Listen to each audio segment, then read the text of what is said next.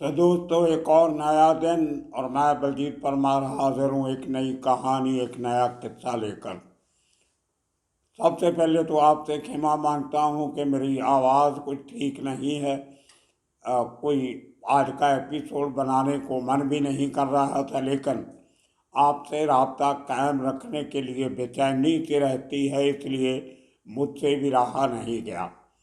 इसीलिए मैंने सब्जेक्ट आज का ऐसा चुना कि मुझे कुछ कम बोलना पड़े और हमारे एक्सपर्ट कुछ ज़्यादा इन्फॉर्मेशन आपको दे सकें।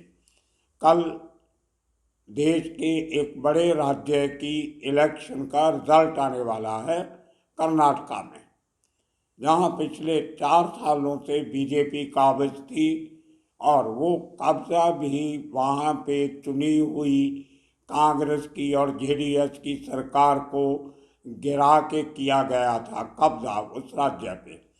25 एमएलए से रिजाइन करवाया गया और बाद में बाई इलेक्शन करवा के अपनी गिनती बढ़ाई गई और बीजेपी ने वो सरकार 4 साल चलाई। लेकिन अब लगता ऐसे है कि लोगों ने बीजेपी को एक सबक सिखाने की ठान ली है। जितने भी सर्वे आए हैं उन सब के मुताबिक कांग्रेस वहाँ पे सरकार बनाने जा रही है, लेकिन इस सब के मद्देनज़र सट्टा बाजार ने अपने आंकड़े दिए हैं। कोई 30,000 से लेके 35,000 करोड़ तक का सट्टा कर्नाटक के इलेक्शन में लगा। कोई बाकी इलेक्शन की तुलना में बड़ा अमाउंट नहीं है, क्योंकि साउथ इंडिया की इलेक्शंस में स्टोरी और सट्टेबाज थोड़ा इंटरेस्ट कम लेते हैं, ऐसा हमारे एक्सपर्ट का मानना है। उनकी बात भी आपको सुनाएंगे। लेकिन सट्टा बाजार के सर्वे के मुताबिक जो सबसे बड़ी बात सामने आ रही है, वो जो बाकी सर्वे रिपोर्ट आई है, एग्जिट पोल आए हैं, जिन्होंने सबने कांग्रेस को मेजॉरिटी दी है एक सी वोटर को छोड़ के। लेकिन जिस बात का जिक्र सट्टा बाजार ने किया है उसका जिक्र किसी भी सर्वे में नहीं आया, एग्जिट पोल में नहीं आया। और वो है कि बीजेपी को अगर 95 सीट्स मिल जाती हैं तो वो जेडीएस की 20 सीटें जो सट्टा बाजार कहता है कि उनको मिलेंगी, उनको साथ में लेके 115 इनके एमएलए हो जाएंगे और बीजेपी फिर से सरकार बना सकती है। बहुत बड़ी बात है जो स्टोरियों ने की है। और उसका एक कारण ये भी लगता है कि पहले इस किस्म के काम ऑलरेडी हो चुके हैं और उनको लगता है कि अब फिर हो सकते हैं, लेकिन शर्त एक ही है कि बीजेपी को 95 सीट मिलना चाहिए। उसके ऊपर कितने लोगों ने कितना पैसा लगाया, क्या किया, ये सब हमारे एक्सपर्ट मुंबई से, जो हमेशा सट्टा बाजार के अंदर की खबर लेके आप तक पहुंचाते हैं, उन्होंने हमें बताई। सुनेंगे उनकी बात भी, लेकिन उसके पहले जाते जाते एक बात आपको और बता दें कि कल पूरा दिन हिंदुस्तान की पॉलिटिकल हिस्ट्री में एक नया दिन गिना जाएगा। वहाँ पे जिस किस्म का रिजल्ट आएगा वो आने वाली जो अगले साल पार्लियामेंट्री इलेक्शंस होनी है उसका रास्ता तय करने का एक रास्ता भी दिखाएगा। अगर बीजेपी हार जाती है तो अपोजिशन पार्टीज के हौसले बुलंद होंगे और अगर बीजेपी एक बार फिर जीत जाती है तो 2024 का उनका पार्लियामेंट का रास्ता और आसान हो जाएगा। तो इस बड़े सवाल को लेके चलते हैं। हमारे सहयोगी जो मुंबई से सट्टा बाजार के जानकार हैं, बहुत अच्छी अंदर की बातें उन्होंने बताई हैं, सुनिए। हाँ जी भाई साहब, कैसे हो?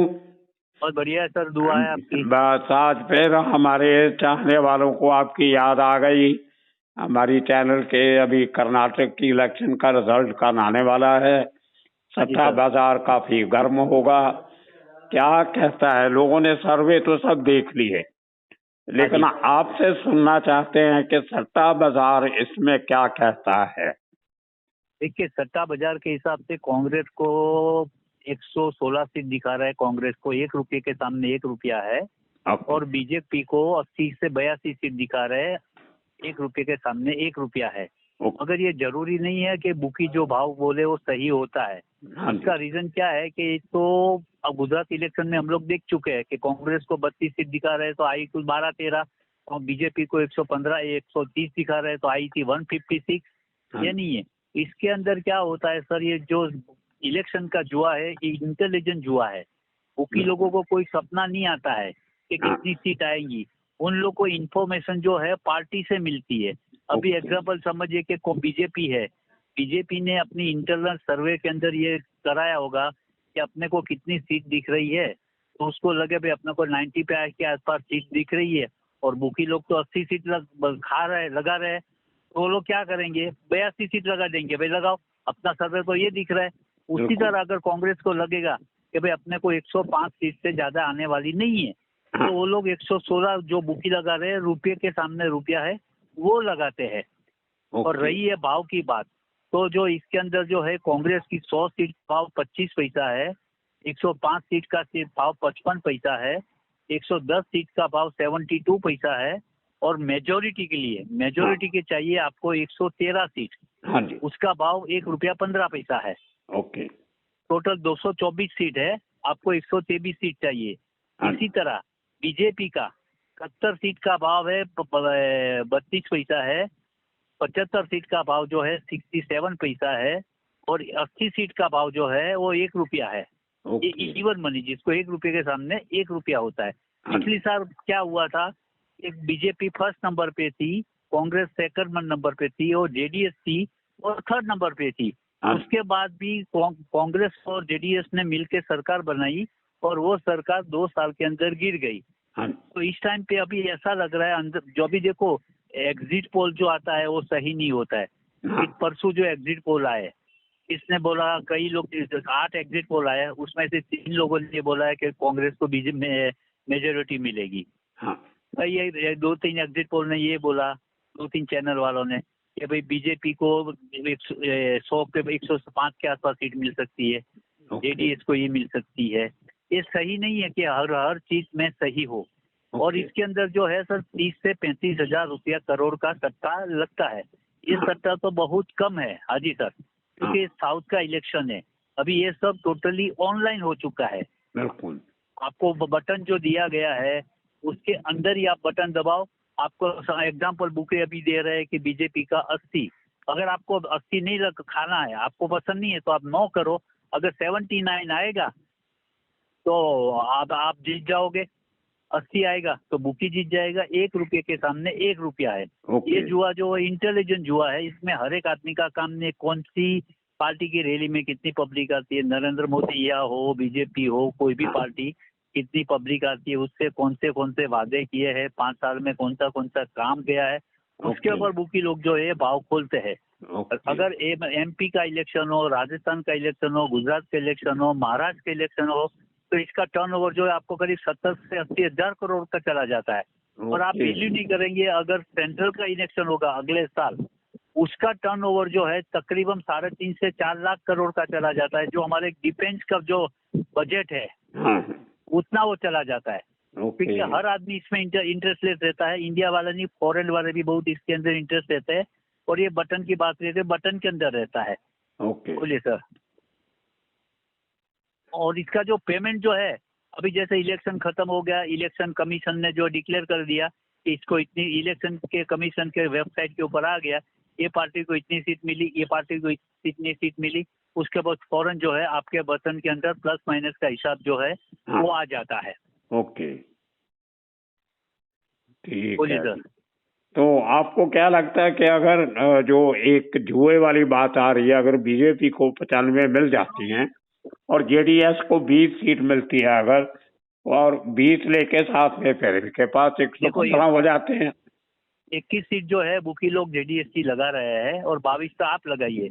अगर मेरा ऐसा मानना है, कई बुकी लोग का ऐसा मानना है, देखो एग्जिट पोल जो आता है ना, वो सब सही नहीं होते। आज मेरे को आपकी चैनल से बोलना नहीं चाहिए, मगर मीडिया वाले जो है, चाहे प्रिंट मीडिया हो या टेलीविजन मीडिया हो, वो कई बार पार्टियों से पैसा लेके उसका प्रचार करते हैं, एक हाव फैला करते पब्लिक के सामने कि भाई ये तो इतनी सीट आएगी, इतनी सीट आएगी, और उसके अंदर अगर 1% भी आगे पीछे होता है, एग्जाम समझ लो कि बीजेपी को 38% आ रहा है, कांग्रेस को 39% आता है, तो 1% का सीट के अंदर भी और कम से कम 20 से 25 से 1% के हिसाब से भी 1% ऊपर नीचे होता है, तो वो 20 से 25 सीट का फर्क पड़ जाता है। ओके। इसके अंदर अभी जो है बुकी लोग बता रहे हैं वो सही बात है, तो हाईएस्ट बुकी लोग 116 सीट बता रहे हैं, वो मेरे को लगता नहीं है कि इतनी सीट आई है। 100 के आसपास कांग्रेस अटकनी चाहिए, बीजेपी जो है 95 के आसपास आने चाहिए।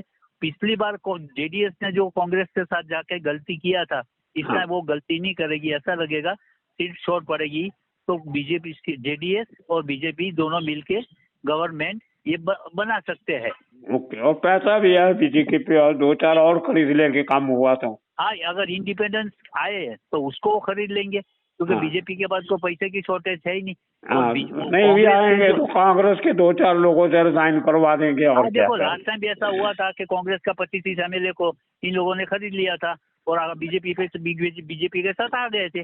और दूसरी बात हाईलाइट ये कि 1985 के बाद कोई भी गवर्नमेंट यहाँ रिपीट नहीं हुई है। जैसा राजस्थान के अंदर होता है कि हर 5 साल के अंदर गवर्नमेंट चेंज होती है, वो यहाँ भी वही रिकॉर्ड है। 1985 के बाद कोई भी गवर्नमेंट दूसरी बार यहाँ रिपीट नहीं हुई है। उसका रिकॉर्ड बनता है कि नहीं बनता है, वो तो पब्लिक ने जो वोटिंग किया है उसको मालूम रहेगा कि क्या है।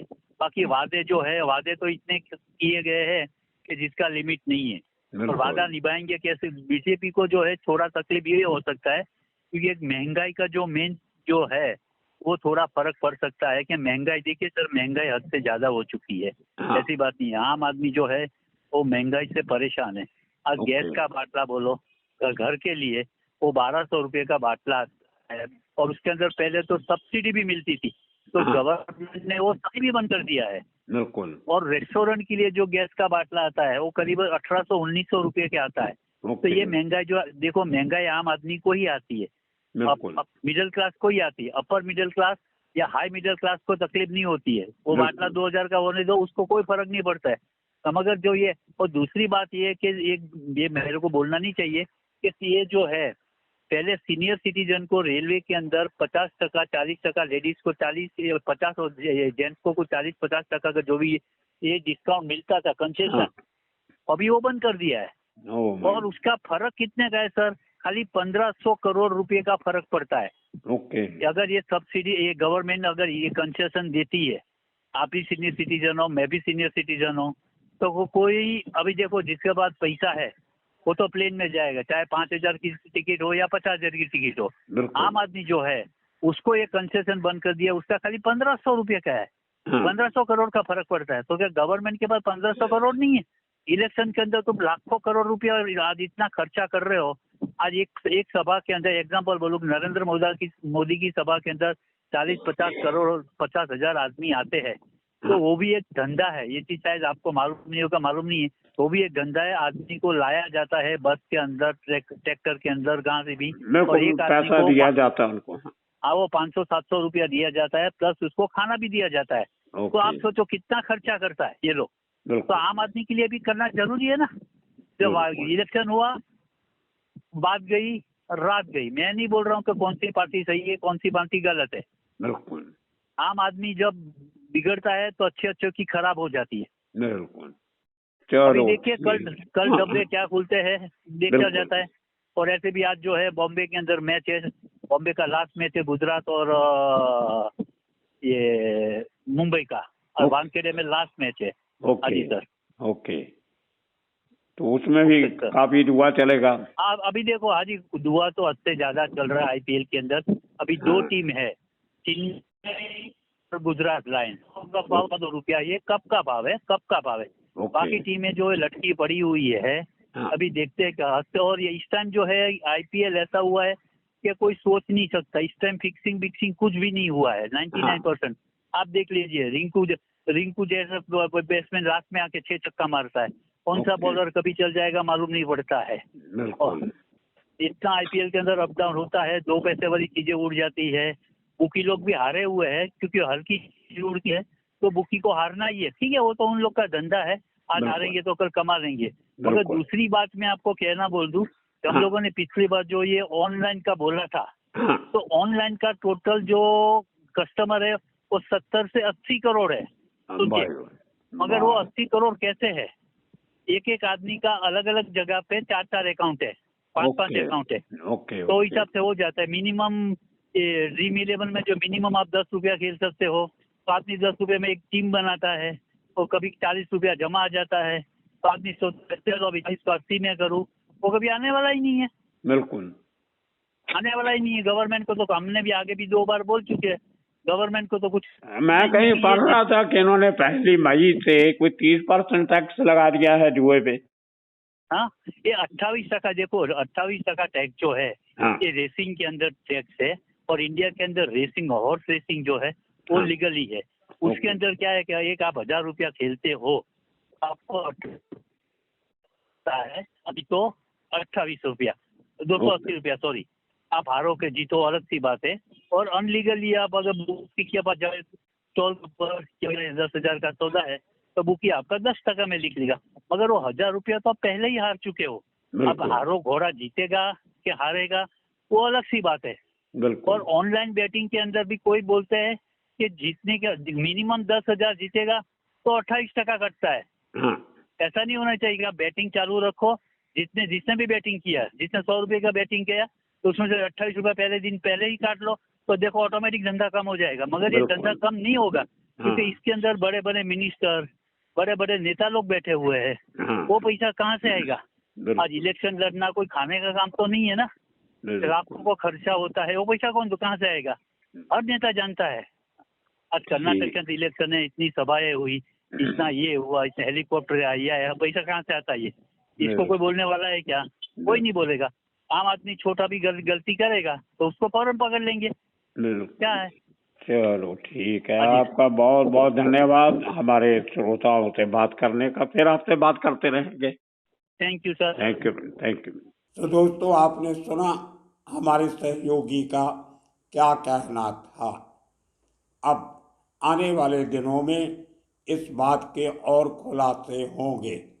उनका ये कहना सबसे बड़ी बात कि बहुत से लोगों का बड़ा पैसा इस किस्म की इलेक्शंस में लगता है, और आने वाले दिनों में जो उन्होंने प्रेडिक्ट किया कि लोकसभा इलेक्शन में इतना पैसा लगेगा, इतना पैसा लगेगा जितना हमारे देश का पूरा डिफेंस का बजट है।